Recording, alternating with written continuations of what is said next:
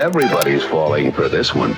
68 Dodge Charger is here, and it's a whole new ballgame.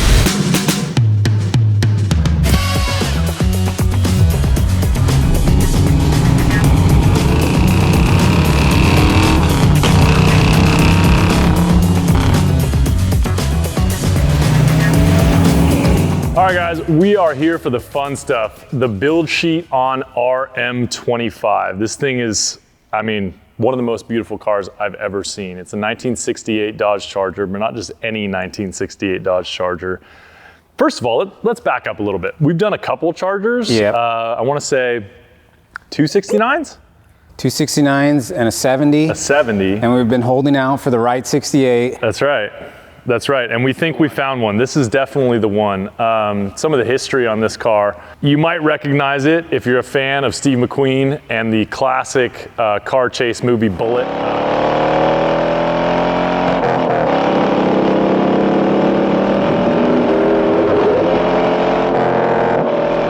This car was actually made for a motion picture remake of the movie Bullitt. There was some strikes or some Hollywood stuff was going on, whatever.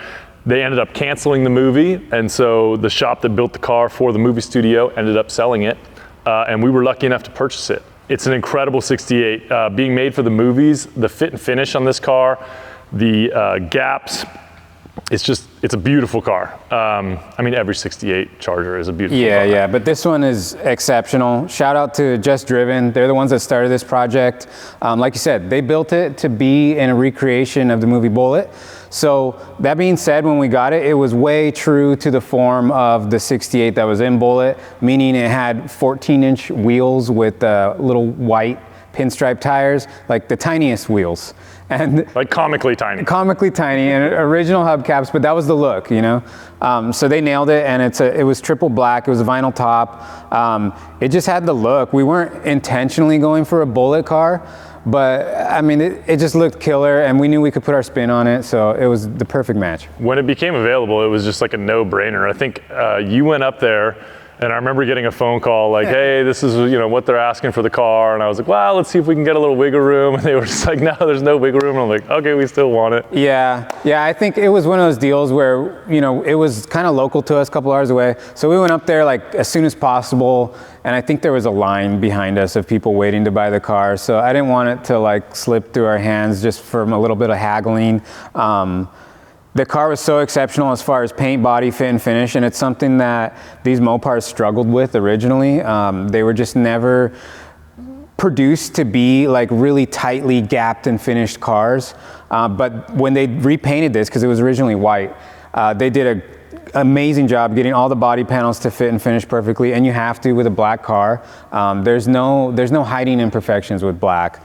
So when I saw that, I knew that we wanted to change suspension, brakes, wheels, tires. A lot of times we end up changing that stuff anyway. So that being all original on the car didn't bother me that much. We have some great sponsors that we work with and some brands that we just know works really good on these cars. So it was just an opportunity to throw some really good parts at it and get it up to RestoMods standards. It had the restored part pretty dialed. It had a few modifications. The main one is the 6-speed, we'll talk about that. But yeah, we got to do the fun part, which is the modifying part. Yeah, I mean, like you said, these things rolled out of the factory, and the gaps were not anywhere close to how perfect this car is. So we jumped at the opportunity to get this one, and then definitely made some modifications. Let's dive into it because the look and finish of this car kind of speaks for itself. Right. I'm sure Jimmy's showing us some B-roll right now of how awesome this car is. Let's jump into what really is underneath the hood and underneath this car. Okay, yeah, let's do it. So, jumping into the stable. That was smooth, like the 2-part Mopar hood release. Yeah, we're starting to get it down, right? I mean, you're around these cars enough that you start to figure out every car's hood latch is a little different. But yeah, we've had this one open quite a bit. We did a lot of changes in here. Right off the bat, the hood opens so smoothly because it has a set of Ring Brothers Bullitt hinges. When we got the car, it had a 440. This was originally a 318 car with an automatic transmission. It had already been upgraded to a 440. This is like a mid-70s, not a numbers matching 440 because the car wasn't it, but it's freshly rebuilt, all gone through, and it's really clean. We had the oil pan off to swap the oil pan, and all the internals look perfect. The engine's been balanced and blueprinted. We could see by some of the notes on it. It has ceramic coated headers. It has a serpentine setup for the accessory drive. This is a CVS serpentine setup that we've done on a few of the Mopars before. Works really good. You get a nice thick 6-rib belt. You're not dealing with these little squeaky V belts anymore. We upgraded the intake manifold. It had a different Edelbrock setup on it, but we went with the Torquer 2 for hood clearance. And then we went with EFI. It had, like I said, some other different EFI setup on it, but we went with FiTech. This is their classic black Go EFI 650 horse, and it looks pretty much like a carburetor under there.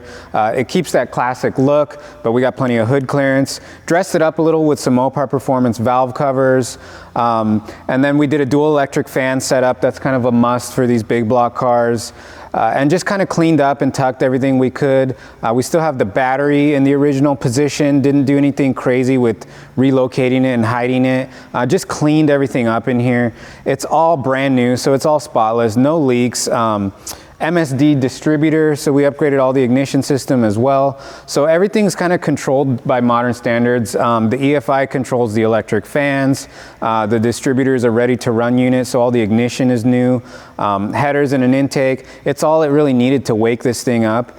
And although it may not be making the huge power numbers that we're used to, it's got plenty of torque. I wouldn't be surprised. We're probably going to dyno this thing at FiTech. I wouldn't be surprised if this thing's making 450 horsepower. That's pretty easy out of these big blocks. But the driving experience is really fun because of what is attached behind this engine. And that's a Silver Sport 6-speed. So this is their T56 Magnum. It's a full kit from them. That was installed when we got the car, which was awesome. We've put Silver Sports in almost everything we build. So it was just an added bonus to have the transmission already installed. It has a Lakewood bell housing, hydraulic throwout bearing, hydraulic clutch, so it feels nice and smooth. Upgraded shifter so that that nice long charger shifter has a little bit more feel to it when you're going through the gears. And that's what really makes this car fun to drive. You know, the big block is no slouch, but when you're rowing gears, it's just more exciting. And it just makes the car feel and drive the way it looks on the outside. Yeah, it looks incredible, and it looks great underneath the hood here. I like how we did a bunch of this routing. I love this matte black in here on the apron. I mean, just a bang up job as usual by you and your crew. Looks amazing and looks absolutely brand new. Honestly, this car, the whole thing, interior, exterior, under the hood, looks brand new, which is very cool for a car that's, you know, 60 years old. Yeah, we got lucky. We always try to start with the best car, and we got a car that had exactly what we wanted done to the standard we wanted, and that was all the paint and body work, all the detail work on the assembly of the exterior panels and stuff. They did a great job on that with the finishes, the fit, and so we were able to focus a lot on the mechanical stuff, upgrading to a Wilwood Master, just things like that, cleaning up routing. Nothing exotic under the hood, but just very good brand new parts, all well presented, and it just works. I mean, everything is just tried and true, it works. It stays true to the original Charger, what you expect. Yeah, you open this hood and it's familiar, you know, it's a big block. Yeah, and I mean, even down to the grill, I mean, these things are getting rarer by the day. Right? Yeah. And this thing, I think we saw a video where they were hand painting the grill. Literally, yeah. They had one of the painters hand painted every silver piece of striping on, you know, the fascia of the grill. So a lot of love was put into that, and that's the first thing you noticed, I think, when we got the car. You're like, the grill is perfect. Which you never see. I mean, these things, you know, they're obviously made out of plastic, so, you know, 60 years later, they've kind of deteriorated. And it's part of that iconic look, the hideaway lights. And then again, 68 is my favorite. Because I think they split this in 69, and did they open it back up in 70? Yeah, it ended up with like a different lip, a big bumper that goes all around. So yeah, this was like the initial design, and I think it's the cleanest, and it works the best for me. I like it. It's my favorite. I can't believe they only did 1 year. 1 year. And then literally only 3 years of the second gen Charger, which to me is, you know, the best. And we've done, they all have the good shape, you know, but on the 68, it's the little details that get me. Fender emblem, the little Pentastar. It's only on the passenger side, from the factory. From the factory, like we talked about, obviously the fit and finish wasn't perfect, but another thing that wasn't perfect was the drivability of these cars. I mean, I remember getting in a couple of these that have been stock and driving them around, and it's an experience and all that, but there's a ton of body roll. It's just literally like driving a land yacht. Yeah, you're kind of like just maneuvering a rudder basically in these cars. This car, honestly, when we got this car, the suspension was all stock. It had 4-wheel drum brakes. The steering was stock, and on those little tiny tires, I think I drove it 2 miles, and I was like, okay, you know, right. Got the experience. I've seen enough. I felt enough. We got to go crazy on the QA1 catalog, the Wilwood catalog. We kind of went crazy, but the car deserves it, and we did it for you guys. You know, we want the best parts, and that's what you guys would choose. That's what we chose. So that's what we want. Let's run through it. So you mentioned the steering, suspension, and brakes. Let's run through all that. Okay. So yeah, like you said, I picked the QA1 because there's really only a handful of options with the Mopars. They're not body on frame, they're unibody. So there's really only 3, maybe 4 companies making like a full cradle for these cars. And that's what I wanted to do. I wanted to replace the factory subframe, was like a K-frame. Big, heavy, bulky piece. This is a QA1 level 3 suspension, so it's basically a full tubular K-frame. The geometry is completely revised on it. It allows for a rack and pinion, which completely changed the steering. It's all coilovers, obviously, in the front and in the back, but it's tubular arms, coilovers. They have a different spindle. Attached to that spindle, we did Wilwood 14-inch rotors, so the rotors are the same size as the wheels we took off this car. That's right, I remember that. So that'll tell you like how far we've come, where, you know, that used to be our wheel size. Today, that's our rotor size. Right. Big 6-piston calipers. We'll talk about the wheels and tires too, because that's kind of special. In the back for the QA1, it's their 4-link setup, so we got rid of the leafs. We welded a cross member up in there for the upper shock mounts, bolted all their links on, welded some tabs on the rear end. It's a Mopar 8 3/4 rear end with a limited slip. We did a few changes to the axles too. We upgraded the bearings on the axles to run disc brakes in the back. And then we changed, these Mopars had kind of an odd reverse thread lug studs. And since we had changed all the front, we ended up with one wheel that had reverse threads, and I couldn't live with that. It gets real confusing when you're, you know, trying to change your tires and stuff. So all those studs were replaced with just traditional studs, so it all kind of matches all around. Just little things like that we were able to do. And then the wheels and tires. So that kind of always sets the mood of the car. We knew we were gonna leave this amazing like triple black car basically alone on the outside. We had already got it sitting exactly where we wanted with the coilovers and all the QA1 stuff. Then it came time to choose wheels and tires. And we ended up talking a lot about this because we could go a lot of ways. Like RM24, the truck, we ended up doing like a real old school looking wheel just in a modern size. And we looked at a couple of these cars that had that, but we just thought, you know, right back to back, you know, maybe we'll change up the style a little bit, and we go with American Racing a lot. When you have to clear those brakes too, right? That's the other thing, yeah. Like we get a lot of comments from older guys that remember these cars from back in the day on like 15-inch wheels, and it's a good look. You get this big meaty tire, kind of a tough look, but with the brakes we wanted, because this car is fuel injected, 6-speed coilovers, you know, you have to have big brakes. And so we had to have big wheels. So we had to do 18-inch wheels. We looked at a set of 17s and they just wouldn't clear the brakes. Right. So we ended up going with 18-inch. These are American Racing. This is what they call their groove wheel.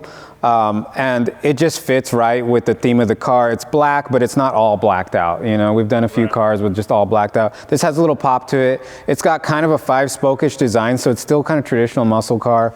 And I just liked how it looked. I'd seen it on a couple other cars. I really had never seen it on a Charger, but I just knew it was going to work with a black car.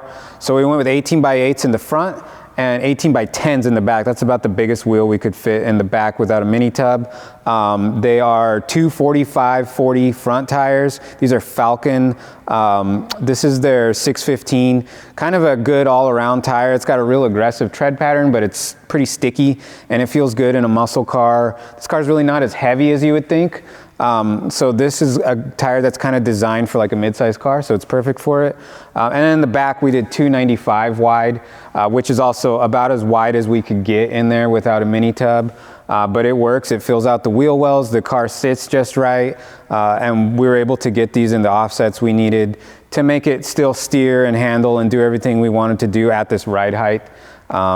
You know, we even were able to maintain the factory wheel lip. Yep. You know, we had to make a little bit of room on one side for it, just that full lock.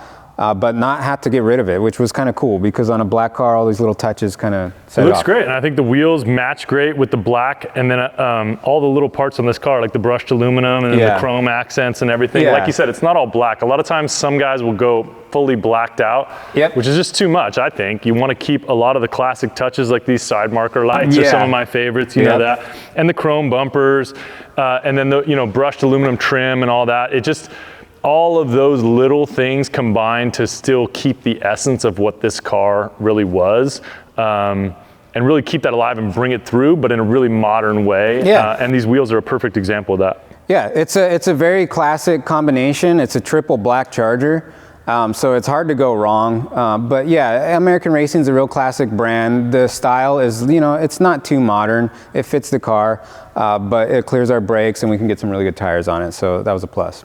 Definitely a plus. Let's go to my favorite part of the car, the back. Okay.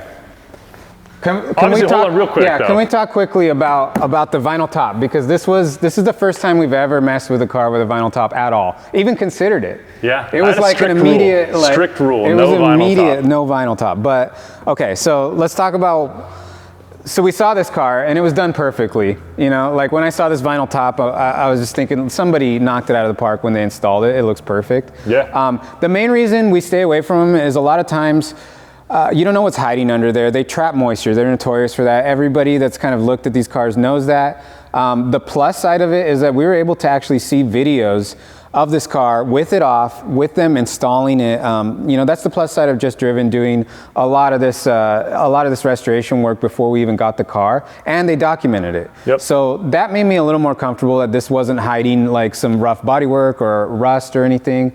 And to be honest, just when I saw it, I was like, well, why wouldn't I make an exception? This is just the best looking car still, And when you see it, even if you don't like a vinyl top, somehow the way it fits all together is just amazing. And now I'm kind of like, oh, I see why people like these. Right. And I love it. I love the way this one all comes together. I love how they put the logos on top and it has this, I don't even know, is this like an animal print? What do you call this? I mean, it's got a grain to it for sure. It's just one of those touches that now that we're around it a lot and we haven't been around it, and you don't get this on a modern car. No. There is no, it's there's no vinyl tops very out there right 60s, 70s thing, There's no new Dodge Challenger with a vinyl top. I mean, I just like touching it, there honestly. There might be cool. one around. Yeah, I'm scared to touch the paint. It's so perfect. Right. But like, at least you can, Yeah, you can put your hand on the interact with the vinyl car top. a little bit. And then, I mean, this classic opening, just a huge opening that allows you to see the inside of this car. It's all classic interior, and that's a split bench that's in the front. Yeah, it's kind of a neat feature. Yeah, it's got the armrest that folds down. Right. But yeah, you want to load up, use this thing to transport like 6 people, I guess. You can flip that. You can flip that armrest up, and it just screams comfortable. It is, and it is super comfortable. I remember. Actually, Jimmy behind the camera, the first time he got in the car, he was like, yo, these seats are not bad, Right? He's used to getting in these cars that are super supportive. And well, some of the cars we do that are the huge, like high horsepower cars, you need that bolstering, literally, because you're driving like a street race car. Yeah. This does have plenty of power from that big block, but it's still, a big, cruisy kind of car. Right. And the seats really fit that perfectly. So I'm really happy we didn't really do anything to those. Right. I think they look great. And they feel great, and they go really well when viewed through this opening. I mean, it's cool. Let's talk about your favorite part. My favorite part of any muscle car, any of these second-gen Chargers, they, I think, perfected my favorite curve in all of American muscle cars. And that is, of course, the famous flying buttresses. These flying buttresses, the flying buttresses in the back, the flying buttresses in the back, the flying buttresses on the back. I like big butts and I cannot lie. It's just an iconic shape, and a lot of cars kind of copied it. The 67 Chevelle, I guess it was before, but they're kind of the baby brother of these. 66 Chevelle had that roof line a little bit. Not as exaggerated as this, though. But it just pulls the roof line exaggerates it all the way back to the trunk lid and creates this space right here. And to me, this is just something that you would never find on a modern car. No. And it's just something that's so cool and unnecessary. Yeah, right? terrible for aerodynamics, but it just looks the best. It's just so cool. And I love it. And I especially love it, and I never thought I would say these words, but with the vinyl top. Yeah. The way it kind of breaks up the color, and then the brushed aluminum trim and everything. Obviously, all the glass in this car is perfect. And this line right here is just, again, one of my favorite things, and it goes perfectly with the Coke bottle shape of this car. And it kind of comes back to another one of my favorite things, which is actually what we added, which is this vinyl trunk strap right here. So the RTs did have a trunk strap, but it wasn't exactly like this, I think, right? So, yeah, so basically because we got this car as a Bullitt clone, it did not have that. The Bullitt car was an RT car. This was not originally an RT car, so we didn't badge it as such. We'll talk a little bit about what we did to change that, but we did like the stripe. You know, there's such a long overhang on this tail, and we already had a lot of different shades of black going on. So when we were talking about the stripe, we thought, well, you know, why don't we make it really subtle? So we went with like the satin black RT stripe. And I think it helps. It goes with the theme of the car. It helps just add a little bit of pop to the rear end. Totally. I love how it goes around this little side marker light. Yep. And then same with that unnecessary curve, this little baby spoiler back here. I love that curve in the car as well. The design of this car is just incredible. And it kind of comes to another part that to me makes the 68 the best of all of Chargers, is the taillight setup. These are the best taillights. These are the best taillights out of any Can you imagine having this design and then being like, nah, we're gonna change it? I can't, it's crazy to me. Like, this is just the iconic, it's like afterburners. This is just like space age. It's just so cool. I mean, it's the best. They hid the reverse lights up there. They have all of that cool kind of like Art Deco, like you said, like afterburner look to it. And it's just, to me, like, this is the best rear end in all of American muscle cars. Everything from the shape of the car, the big hips from the Coke bottle, coming into that little mini spoiler, and then the tail lights, that little subtle V in the trunk. Like, it's just, it's perfect. All of it. And then like the insert in here is satin to kind of offset the gloss. It all just works. The red is accented with the badge we did. The taillights are the same as original taillights. They just have an LED insert from United Pacific. Let's talk a little bit about the badging. So we've worked with our friend Javier a couple times at EvansCNC, and he always comes through for us. And in this case, he made some really cool badges. So like you said, this is not an RT, but it is coming from RestoMods. So, and I think, am I wearing the hat? I am wearing the hat. We did kind of a play on that, and we did an RM badge where the RT badges would be on this car, both on the front grille and on the trunk insert. Yep. And I think it just works really well. If you're not, really looking for it, you don't know, but it works really well with the car. Yeah, it's something that we've done before on another car. It's just internally, I think when we were thinking like badging a car as an RT that's not an RT, it just kind of bothers all of us. No, we're not going to do that. But also, it's just an opportunity to do a cool custom touch.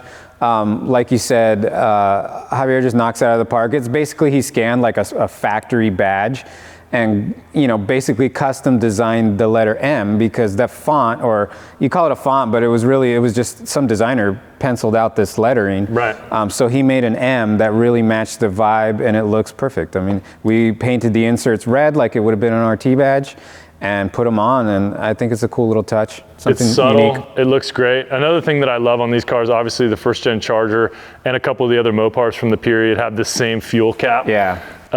And this is just so iconic, and this might be the nicest one I've ever seen. It's perfect, yeah. It literally looks brand new, and obviously, it works, and that's where you put your gas in, but again, just something that's so unnecessary, but so freaking cool.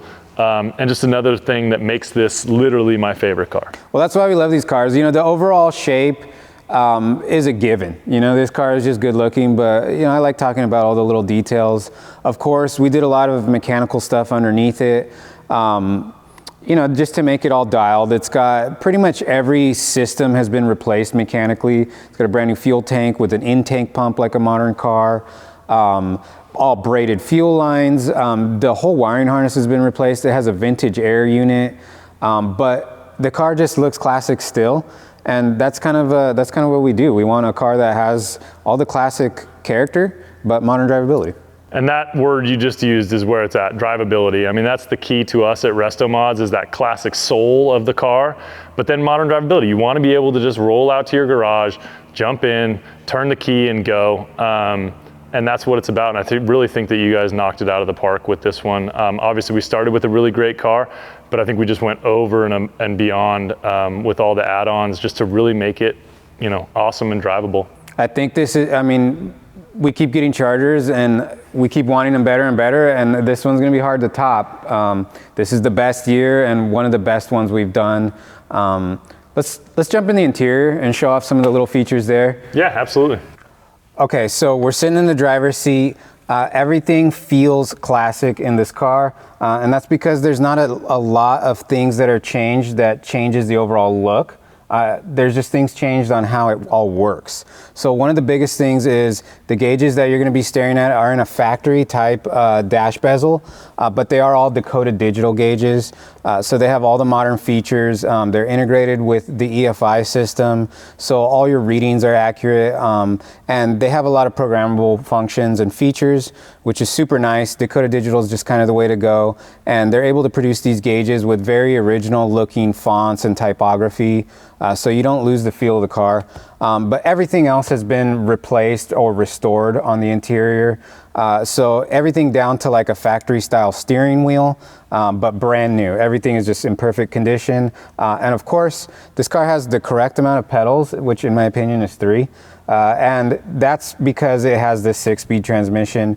Even though this shifter is really long, it's just because of the placement in this car. But this is a typical Mopar thing to get a shifter that's this shape. And it just feels right when you're driving. And the Silver Sport has a really good shifter mechanism that doesn't have a lot of slop. Once you get this long of a shifter, sometimes you lose some feel.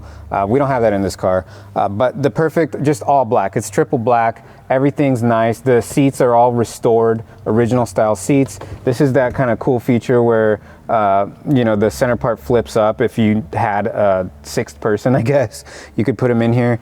And then factory black type carpet is all brand new floor mats with a nice little Charger logo in them. It has a upgraded stereo, so although it looks factory original, it's a digital stereo, AM/FM tuner. You can integrate your phone to it with Bluetooth, so that's all kind of nice modern features.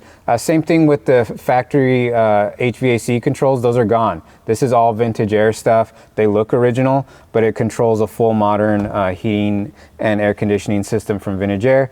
And then we have our FiTech screen kind of mounted prominently, so you can keep another eye on all your vitals. A lot of functions in here as far as programmability.